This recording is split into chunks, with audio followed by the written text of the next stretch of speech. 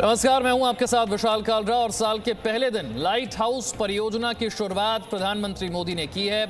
प्रधानमंत्री मोदी ने इस परियोजना की नींव रखी है। त्रिपुरा, झारखंड, उत्तर प्रदेश, मध्य प्रदेश, गुजरात और तमिलनाडु में इस परियोजना की शुरुआत हुई है। 6 राज्यों में यह आवासीय योजना शुरू हुई है। नए साल में सबको अपना घर मिल सके, सबका अपना घर द्वार। लाइट हाउस प्रोजेक्ट का शिलान्यास प्रधानमंत्री ने किया है।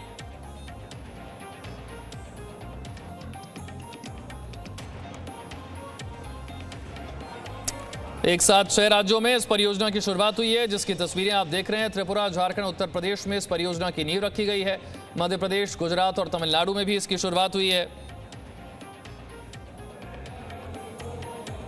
तस्वीरें आप देख रहे हैं।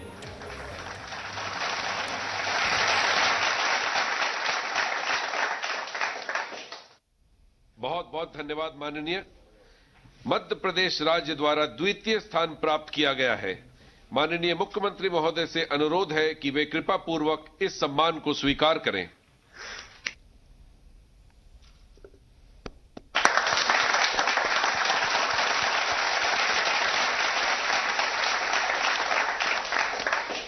बहुत बहुत आभार माननीय।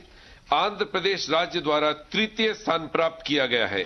माननीय मुख्यमंत्री महोदय से सादर अनुरोध है कि वे इस सम्मान को स्वीकार करें।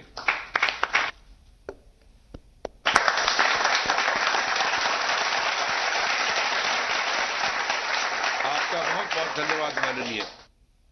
त्रिपुरा राज्य द्वारा योजना में उत्तर पूर्वी और पहाड़ी राज्यों की श्रेणी में उत्कृष्ट प्रदर्शन किया गया है। माननीय मुख्यमंत्री महोदय से अनुरोध है कि वो कृपा पूर्वक इस सम्मान को स्वीकार करें।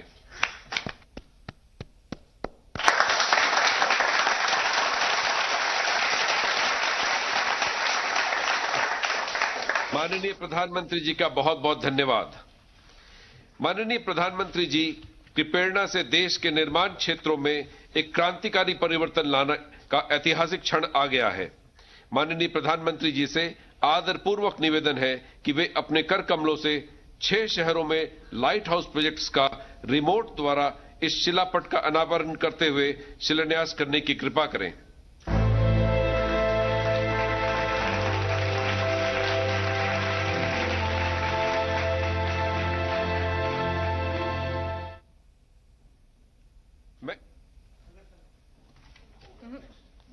माननीय प्रधानमंत्री जी से माननीय राज्यपाल एवं माननीय मुख्यमंत्री त्रिपुरा से निवेदन है कि वे मुख्यमंत्री झारखंड से निवेदन है कि वे रांची में precast concrete construction system, precast volumetric तकनीक से बनने वाले लाइट हाउस प्रोजेक्ट का शिलान्यास करने का कष्ट करें।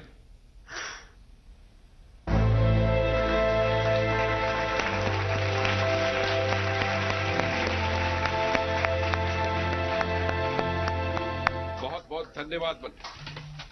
अब माननीय प्रधानमंत्री जी से माननीय राज्यपाल एवं माननीय मुख्यमंत्री उत्तर प्रदेश से निवेदन है कि वे लखनऊ में स्टे इन प्लेस फोमवर्क सिस्टम तकनीक से बनने वाले लाइट हाउस प्रोजेक्ट का शिलान्यास करने का कष्ट करें।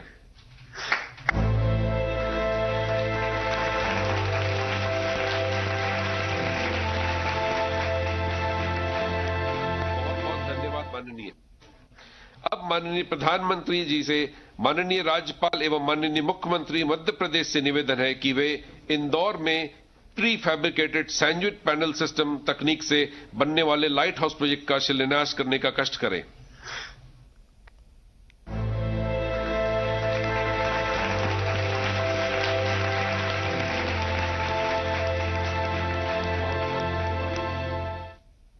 अब माननीय प्रधानमंत्री जी एवं माननीय मुख्यमंत्री गुजरात से निवेदन है कि वे राजकोट में मोनोलिथिक कंक्रीट कंस्ट्रक्शन तकनीक से बनने वाले लाइट हाउस प्रोजेक्ट का शिलान्यास करने का कष्ट करें।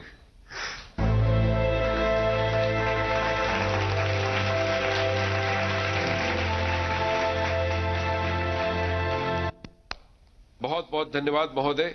अब माननीय प्रधानमंत्री जी से माननीय राज्यपाल एवं माननीय मुख्यमंत्री तमिलनाडु से निवेदन है कि वे चेन्नई में precast concrete construction system, precast component assembled at site तकनीक से बनने वाले लाइट हाउस प्रोजेक्ट का शिलान्यास करने की कृपा करें।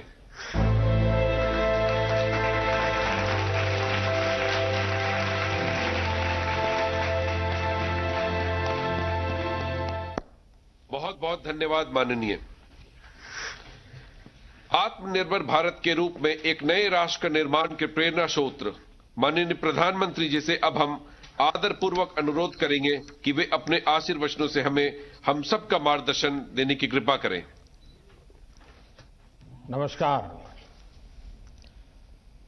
केंद्रीय मंत्रिमंडल में मेरे सहयोगी श्रीमान हरदीप सिंह पुरी जी, त्रिपुरा के मुख्यमंत्री विप्लव कुमार देव जी, झारखंड के मुख्यमंत्री भाई हेमंत सोरेन जी, उत्तर प्रदेश के मुख्यमंत्री योगी आदित्यनाथ जी, मध्य प्रदेश के मुख्यमंत्री श्रीमान शिवराज सिंह जी चौहान, गुजरात के मुख्यमंत्री श्रीमान विजय रूपाणी जी, तमिलनाडु के मुख्यमंत्री थिरु ई के पनलानी स्वामी जी, आंध्र प्रदेश के मुख्यमंत्री श्री वाई.एस. जगनमोहन रेड्डी जी, कार्यक्रम में उपस्थित सभी आदरणीय गवर्नर महोदय, उपस्थित अन्य सभी महानुभाव, भाइयों और बहनों, आप सभी को, सभी देशवासियों को 2021 की बहुत बहुत शुभकामनाएं,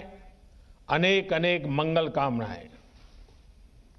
आज नई ऊर्जा के साथ, नए संकल्पों के साथ और नए संकल्पों को सिद्ध करने के लिए तेज गति से आगे बढ़ने का आज शुभारंभ है। आज गरीबों के लिए, मध्यम वर्ग के लिए, घर बनाने के लिए नई टेक्नोलॉजी देश को मिल रही है। तकनीकी भाषा में आप इसे लाइट हाउस प्रोजेक्ट कहते हैं। मैं मानता हूं ये 6 प्रोजेक्ट वाकई लाइट हाउस, प्रकाश स्तंभ की तरह है। ये 6 लाइट हाउस प्रोजेक्ट देश में हाउसिंग कंस्ट्रक्शन को नई दिशा दिखाएंगे। देश के पूर्व, पश्चिम, उत्तर, दक्षिण हर क्षेत्र से राज्यों का इस अभियान में जुटना कोऑपरेटिव फेडरलिज्म की हमारी भावना को और मजबूत कर रहा है। साथियों, ये लाइट हाउस प्रोजेक्ट अब देश के काम करने के तौर तरीकों का भी एक उत्तम उदाहरण है। हमें इसके पीछे जो बड़े विजन को भी समझना होगा। एक समय में आवास योजनाएं केंद्र सरकारों की प्राथमिकता में उतनी नहीं थी जितनी होनी चाहिए। सरकार घर निर्माण की बारीकियों और क्वालिटी पर नहीं जाती थी, लेकिन हमें पता है बिना काम के विस्तार में ये जो बदलाव किए गए हैं, अगर ये बदलाव न होते कितना कठिन होता। आज देश ने एक अलग अप्रोच चुनी है, एक अलग मार्ग अपनाया है। साथियों, हमारे यहां ऐसी कई चीजें हैं जो प्रक्रिया में बदलाव किए बिना ऐसे ही निरंतर चलती जाती है, चलता है, होने दो। हाउसिंग से जुड़ा मामला भी बिल्कुल ऐसा ही रहा है। हमने इसको बदलने की ठानी। हमारे देश को बेहतर टेक्नोलॉजी क्यों नहीं मिलनी चाहिए? हमारे गरीब को लंबे समय तक ठीक रहने वाले घर क्यों नहीं मिलने चाहिए? हम जो घर बनाते हैं वो तेजी से पूरे क्यों ना हो? सरकार के मंत्रालयों के लिए ये जरूरी है कि वो बड़े और सुस्त स्ट्रक्चर जैसे ना हो, बल्कि स्टार्टअप की तरह चुस्त भी हो और दुरुस्त भी होने चाहिए। इसके लिए हमने ग्लोबल हाउसिंग टेक्नोलॉजी चैलेंज का आयोजन किया और दुनिया भर की अग्रणी कंपनियों को हिंदुस्तान में निमंत्रित किया। मुझे खुशी है कि दुनिया भर की 50 से ज्यादा इनोवेटिव कंस्ट्रक्शन टेक्नोलॉजी ने इस समारोह में हिस्सा लिया, इस स्पर्धा में हिस्सा लिया। इस ग्लोबल चैलेंज से हमें नई टेक्नोलॉजी को लेकर इनोवेट और इंक्यूबेट करने का स्कोप मिला है। इसी प्रक्रिया के अगले चरण में अब आज से अलग अलग साइट्स पर 6 लाइट हाउस प्रोजेक्ट का काम शुरू हो रहा है। ये लाइट हाउस प्रोजेक्ट्स आधुनिक टेक्नोलॉजी और इनोवेटिव प्रोसेस से बनेंगे। इसमें इंफ्रास्ट्रक्चर का टाइम कम होगा, इसमें कंस्ट्रक्शन का टाइम कम होगा और गरीबों को ज्यादा रेजिलिएंट, अफोर्डेबल और कंफर्टेबल घर तैयार होंगे। जो एक्सपर्ट्स हैं उन्हें तो इसके बारे में पता है, लेकिन देशवासियों को भी इनके बारे में जानना जरूरी है, क्योंकि आज ये टेक्नोलॉजी एक शहर में इस्तेमाल हो रही है, कल को इन्हीं का विस्तार पूरे देश में किया जा सकता है। साथियों, इंदौर में जो घर बन रहे हैं वो उनमें ईंट और गारे की दीवारें नहीं होगी, बल्कि pre fabricated sandwich panel system इसमें इस्तेमाल होगा।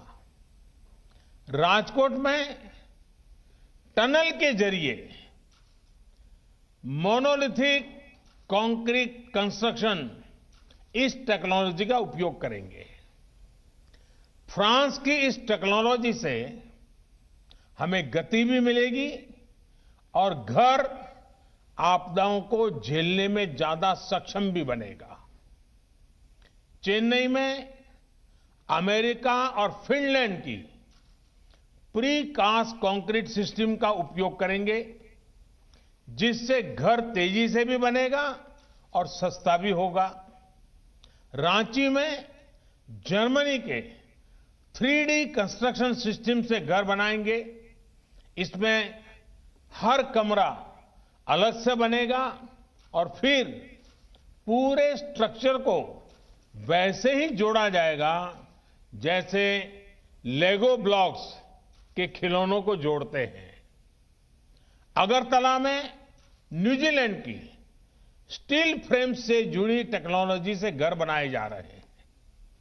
जहां भूकंप का खतरा ज्यादा होता है, वहां ऐसे घर बेहतर होते हैं।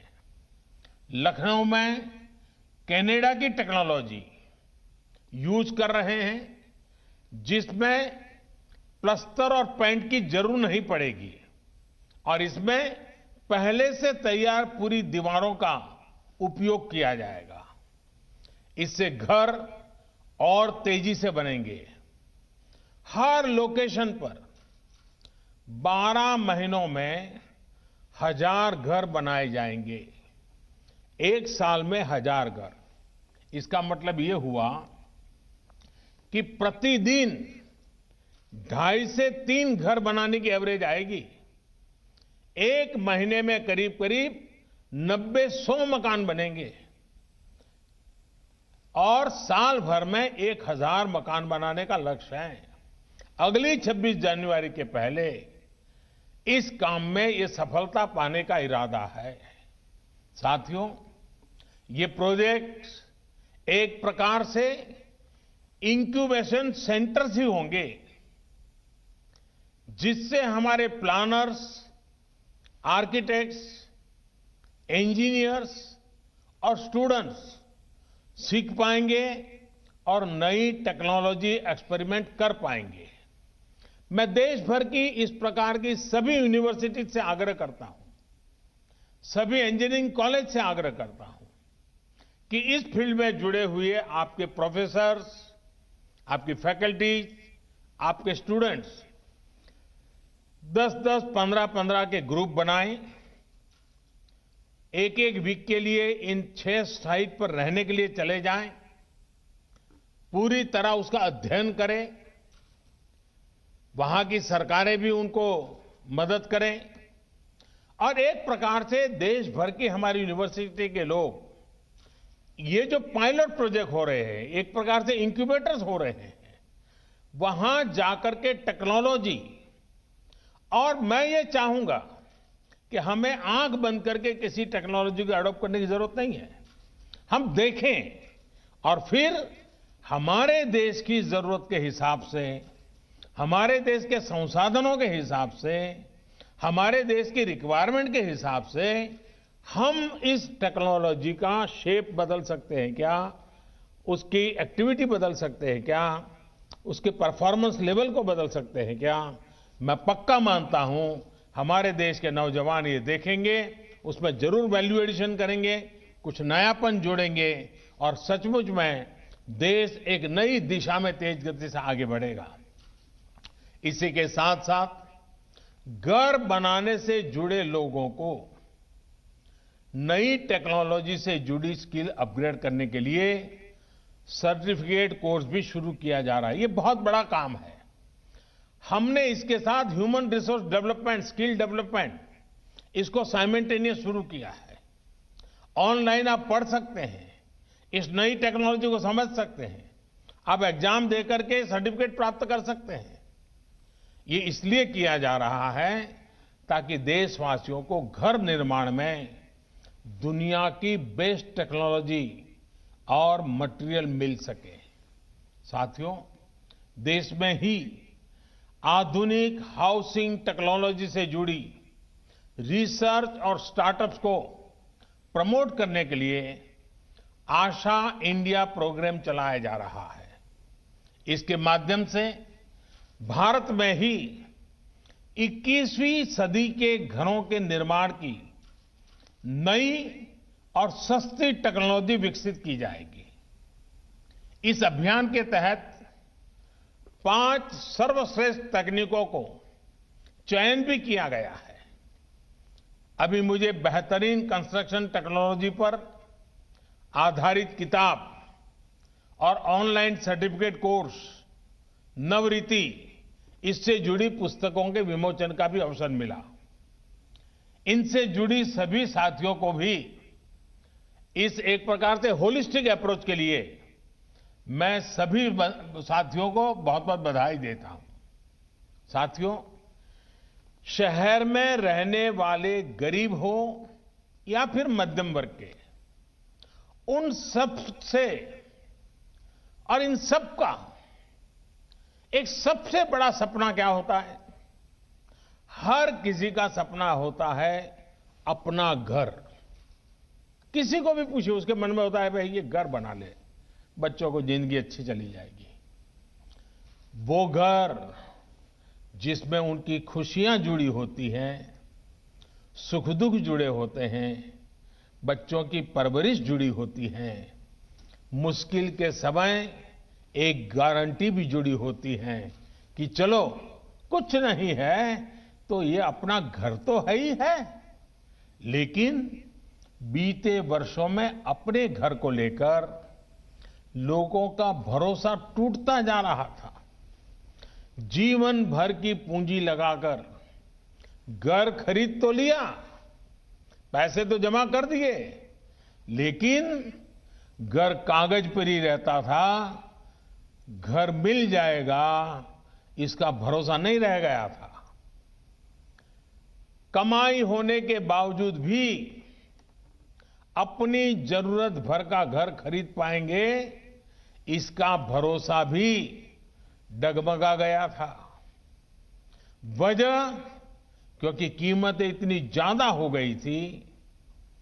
एक और भरोसा जो टूट गया था वो ये कि क्या कानून हमारे साथ देगा कि नहीं देगा। अगर बिल्डर के साथ कोई झगड़ा हो गया, मुसीबत आ गई, तो ये भी एक चिंता का विषय था। हाउसिंग सेक्टर की ये स्थिति हो गई थी कि किसी गड़बड़ी की स्थिति में सामान्य व्यक्ति को ये भरोसा ही नहीं था कि कानून उसके साथ खड़ा होगा। और साथियों, इन सब से वो किसी तरह निपटकर आगे बढ़ना भी चाहता था। तो बैंक की ऊंची ब्याज, कर्ज मिलने में होने वाली मुश्किलें, उसके और इन सपनों को फिर एक बार नीचे पस्त कर देती थी। आज मुझे संतोष है कि बीते 6 वर्षों में देश में जो कदम उठाए गए हैं, उसने एक सामान्य मानवी का, खास करके मेहनतकश मध्यम वर्गीय परिवार का ये भरोसा लौटाया है कि उसका भी अपना घर हो सकता है, अपना मालिकी का घर हो सकता है। अब देश का फोकस है गरीब और मध्यम वर्ग की जरूरतों पर। अब देश ने प्राथमिकता दी है शहर में रहने वाले लोगों की संवेदनाओं को, उनकी भावनाओं को। प्रधानमंत्री आवास योजना के तहत शहरों में बहुत ही कम समय में लाखों घर बनाकर दिए जा चुके हैं। लाखों घरों के निर्माण का काम जारी भी है। साथियों, अगर हम पीएम आवास योजना के तहत बनाए गए लाखों घरों के काम पर नजर डालें, तो उसमें इनोवेशन और इम्प्लीमेंटेशन दोनों पर फोकस मिलेगा। बिल्डिंग मटेरियल से मैं स्थानीय जरूरतों और घर के मालिक की अपेक्षाओं के अनुसार इनोवेशन नजर आएगा। घर के साथ साथ दूसरी योजनाओं को भी एक पैकेज के रूप में इससे जोड़ा गया है। इससे जो गरीब को घर मिल रहा है, उसमें पानी, बिजली, गैस, ऐसी जो उसकी आवश्यक सुविधाएं हैं, ऐसी अनेक सुविधाएं सुनिश्चित की जा रही हैं। इतना ही नहीं, पारदर्शिता सुनिश्चित करने के लिए हर घर की जियो टैगिंग की जा रही है। जियो टैगिंग के कारण हर चीज का पता चलता है। इसमें भी टेक्नोलॉजी का पूरा इस्तेमाल किया जा रहा है। घर निर्माण के हर स्टेज की तस्वीर वेबसाइट पर अपलोड करनी पड़ती है। घर बनाने के लिए जो सरकारी मदद है, वो सीधे लाभार्थी के बैंक खाते में भेजी जाती है। और मैं राज्यों का भी आभार व्यक्त करूंगा, क्योंकि इसमें वो भी बहुत सक्रियता से साथ चल रहे हैं। आज कई राज्यों को इसके लिए सम्मानित करने का भी मुझे सौभाग्य मिला है। मैं इन राज्यों को, जो विजयी हुए हैं, जो आगे बढ़ने के लिए मैदान में आए हैं, उन सभी राज्यों को विशेष रूप से बधाई देता हूं। साथियों, सरकार के प्रयासों का बहुत बड़ा लाभ शहरों में रहने वाले मध्यम वर्ग को हो रहा है। मध्यम वर्ग को अपने पहले घर के लिए एक तय राशि के होम लोन पर ब्याज में छूट दी जा रही है। अभी कोरोना संकट के दौरान भी सरकार ने होम लोन पर ब्याज में छूट की विशेष योजना शुरू की। मध्यम वर्ग के साथियों के जो घर बरसों से अधूरे पड़े थे, उनके लिए 25,000 करोड़ रुपए का विशेष फंड भी बनाया गया है। साथियों, इन सारे फैसलों के साथ ही लोगों के पास अब रेरा जैसा कानून की शक्ति भी है। रेरा ने लोगों में ये भरोसा लौटाया है कि जिस प्रोजेक्ट में वो पैसा लगा रहे हैं वो पूरा होगा, उनका घर अब फंसेगा नहीं। आज देश में लगभग 60,000 रियल एस्टेट प्रोजेक्ट्स रेरा के तहत रजिस्टर्ड है। इस कानून के तहत हजारों शिकायतों का निपटारा किया जा चुका है, यानी हजारों परिवारों को उनका घर मिलने में मदद मिली है। साथियों, हाउसिंग फॉर ऑल यानी सबके लिए घर, इस लक्ष्य की प्राप्ति के लिए जो चौतरफा काम किया जा रहा है वो करोड़ों गरीबों और मध्यम वर्ग परिवारों के जीवन में बड़े परिवर्तन ला रहा है। ये घर गरीबों के आत्मविश्वास को बढ़ा रहे हैं। ये घर देश के युवाओं के सामर्थ्य को बढ़ा रहे हैं। इन घरों की चाबी से कई द्वार एक साथ खुल रहे हैं। जब किसी को घर की चाबी मिलती है ना, तब वो दरवाजा या चार दीवार इतना तक नहीं होता है।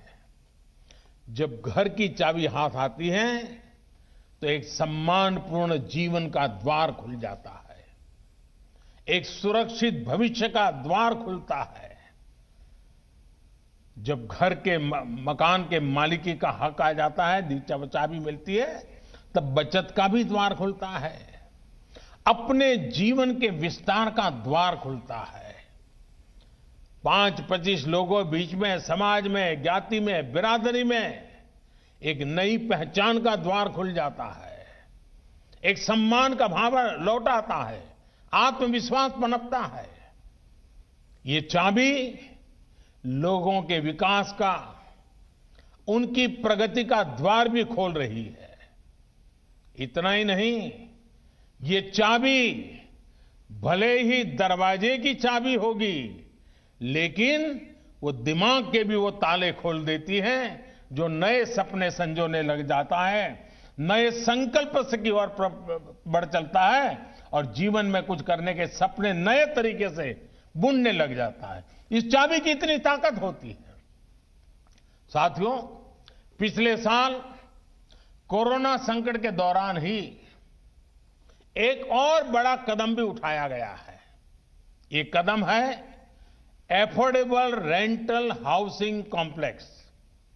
ये योजना, इस योजना का लक्ष्य हमारे वो श्रमिक साथी हैं जो एक राज्य से दूसरे राज्य में या फिर गांव से शहर आते हैं। कोरोना के पहले तो हमने देखा था कि कुछ जगह से अन्य राज्य से आए लोगों के लिए अनाप शनाप कभी कभी बातें बोली जाती थी, उनको अपमानित किया जाता था। लेकिन कोरोना के समय सारे मजदूर अपने अपने यहां वापस गए तो बाकियों को पता चला कि इनके बिना जिंदगी जीना कितना मुश्किल है, कारोबार चलाना कितना मुश्किल है, उद्योग धंधे चलाना कितना मुश्किल है। और हाथ पैर जोड़ करके लोग लगे वापिस आओ, वापिस आओ। कोरोना ने हमारे श्रमिकों के सामर्थ्य को, सम्मान को, जो लोग स्वीकार नहीं करते थे उनको स्वीकार करने के लिए मजबूर कर दिया। हमने देखा है कि शहरों में हमारे श्रमिक बंधुओं को उचित किराए पर मकान उपलब्ध नहीं हो पाते। इसके कारण छोटे छोटे कमरे में बड़ी संख्या में श्रमिकों को रहना पड़ता है। इन जगहों पर पानी, बिजली, टॉयलेट से लेकर अस्वच्छता, ऐसी अनेक समस्याएं भरी पड़ी रहती है। राष्ट्र की सेवा में अपना श्रम लगाने वाले ये सभी साथी गरिमा के साथ जीवन जिए, ये भी हम सभी देशवासियों का दायित्व है।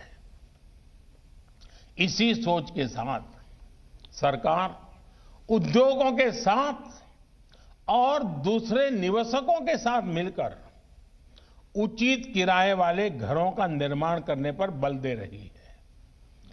कोशिश ये भी है कि आवास उसी इलाके में हो जहां वो काम करते हैं। साथियों, रियल एस्टेट सेक्टर को प्रोत्साहित करने के लिए भी निरंतर निर्णय लिए जा रहे हैं। खरीदारों में उत्साह बढ़ाने के लिए घरों पर लगने वाले टैक्स को भी बहुत कम किया जा रहा है। सस्ते घरों पर जो टैक्स पहले 8% लगा करता था, वो अब सिर्फ 1% है। वहीं सामान्य घरों पर लगने वाले 12% टैक्स की जगह अब सिर्फ 5% जीएसटी लिया जा रहा है। सरकार ने इस सेक्टर को इंफ्रास्ट्रक्चर की भी मान्यता दी है ताकि उन्हें सस्ती दरों पर कर्ज मिल सके। साथियों, बीते सालों में जो रिफॉर्म्स किए गए हैं उसमें कंस्ट्रक्शन परमिट को लेकर 3 साल में ही हमारी रैंकिंग 185 से सीधी 27 पर आ पहुंची है। कंस्ट्रक्शन से जुड़ी परमिशन के लिए ऑनलाइन व्यवस्था का विस्तार भी 2000 से ज्यादा शहरों में हो चुका है। अब इस नए साल में इसको देश भर के सभी शहरों में लागू करने के लिए हम सभी को मिलकर काम करना है। साथियों, इंफ्रास्ट्रक्चर और कंस्ट्रक्शन पर होने वाला निवेश और विशेषकर हाउसिंग सेक्टर पर किया जा रहा खर्च अर्थव्यवस्था में फोर्स मल्टीप्लायर का काम करता है।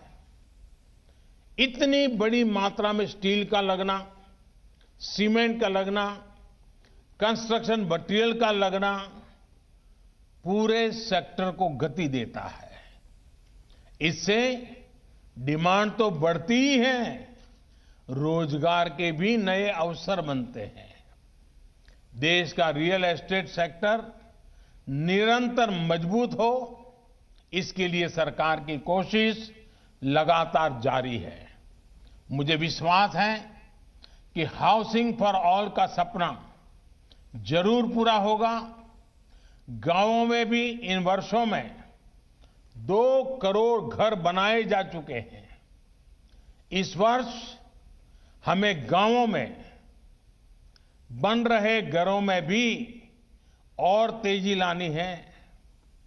शहरों में इस नई टेक्नोलॉजी के विस्तार से भी घरों के निर्माण और डिलीवरी दोनों में ही तेजी आएगी।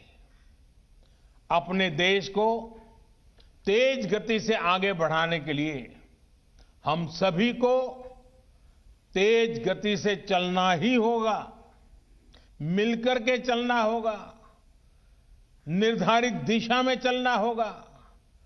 लक्ष्य को ओझल होने देना नहीं है और चलते रहना है। और इसके लिए तेज गति से फैसले भी लेने ही होंगे। इसी संकल्प के साथ मैं आज आप सबको इस 6 लाइट हाउस, एक प्रकार से हमारे नई पीढ़ी को, हमारे टेक्नोलॉजी और इंजीनियरिंग के विद्यार्थियों के लिए ये सबसे ज्यादा उपयोगी हो, ये मेरा इच्छा रहेगी। मैं चाहूंगा सभी यूनिवर्सिटीज को, मैं चाहूंगा सभी कॉलेजेस को, इस प्रकार के जो महत्वपूर्ण प्रोजेक्ट होते हैं उसका अध्ययन करना चाहिए, जाकर के देखना चाहिए कि कैसे हो रहा है, कि टेक्नोलॉजी का उपयोग कैसे होता है, हिसाब किताब कैसे लगाया जाता है। ये अपने आप में शिक्षा का बहुत बड़ा एक दायरा बन जाएगा। और इसलिए मैं देश के सभी युवा इंजीनियरों को, टेक्नीशियनों को विशेष रूप से निमंत्रण देता हूं। इस लाइट हाउस से जितनी लाइट वो ले सकते हैं ले, और अपनी लाइट जितनी उसमें डाल सकते हैं डालें। अपने दिमाग की लाइट जितनी लगा सकते हैं लगाएं। आप सबको इस नव वर्ष की बहुत बहुत शुभकामनाएं। इस 6 लाइट हाउस के लिए बहुत बहुत शुभकामनाएं। बहुत बहुत धन्यवाद।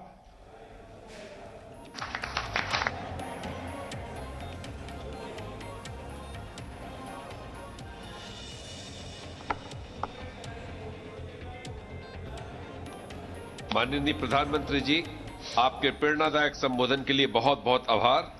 आज हमें आपसे अपार उत्साह और ऊर्जा प्राप्त हुआ है। यह हमारा सौभाग्य है कि हम इस ऐतिहासिक क्षण के साक्षी बने। माननीय प्रधानमंत्री जी, सभी माननीय राज्यपाल महोदय, माननीय मुख्यमंत्री गण तथा अन्य गणमान्य अतिथियों को बहुत बहुत आभार। हम सभी आपके विजन आत्मनिर्भर भारत और 2022 तक सबके लिए आवास को पूरा करने के लिए संपूर्ण मनोयोग से कार्य करते रहेंगे। आप सभी को नववर्ष की शुभकामनाएं एवं धन्यवाद। जय हिंद। तो सबके लिए घर का सपना जरूर होगा पूरा, और इसी के लिए 6 राज्यों में लाइट हाउस प्रोजेक्ट की शुरुआत की गई है। गांव में 2 करोड़ घर बनाए जा चुके हैं और 2022 तक सभी का अपना मकान हो, पक्का मकान हो, इस दिशा में ये एक बड़ा कदम आज उठाया गया। नव वर्ष पर पहले दिन प्रधानमंत्री का ये पहला कार्यक्रम, और इस बात को कई बार प्रधानमंत्री मोदी दोहरा चुके हैं। 2022 तक देश के सभी बेघर परिवारों को पक्का आवास मुहैया कराया जाएगा। उसी दिशा में यह बड़ा कदम। ये लाइट हाउस प्रोजेक्ट अब देश के काम करने के तौर तरीकों का भी एक उत्तम उदाहरण है। हमें इसके पीछे जो बड़े विजन को भी समझना होगा। एक समय में आवास योजनाएं केंद्र सरकारों की प्राथमिकता में उतनी नहीं थी जितनी होनी चाहिए। सरकार घर निर्माण की बारीकियों और क्वालिटी पर नहीं जाती थी, लेकिन हमें पता है बिना काम के विस्तार में ये जो बदलाव किए गए हैं, अगर ये बदलाव न होते कितना कठिन होता। आज देश ने एक अलग अप्रोच चुनी है, एक अलग मार्ग अपनाया है। सरकार के प्रयासों का बहुत बड़ा लाभ शहरों में रहने वाले मध्यम वर्ग को हो रहा है। मध्यम वर्ग को अपने पहले घर के लिए एक तय राशि के होम लोन पर ब्याज में छूट दी जा रही है। अभी कोरोना संकट के दौरान भी सरकार ने होम लोन पर ब्याज में छूट की विशेष योजना शुरू की। मध्यम वर्ग के साथियों के जो घर बरसों से अधूरे पड़े थे, उनके लिए 25,000 करोड़ रुपए का विशेष फंड भी बनाया गया है। साथियों, इन सारे फैसलों के साथ ही लोगों के पास अब रेरा जैसा कानून की शक्ति भी है। तो सभी को अपना पक्का मकान मिल सके, इसके लिए प्रधानमंत्री ने लाइट हाउस परियोजना की शुरुआत की। Presenting B News app, available on Google Play and App Store. Download it now.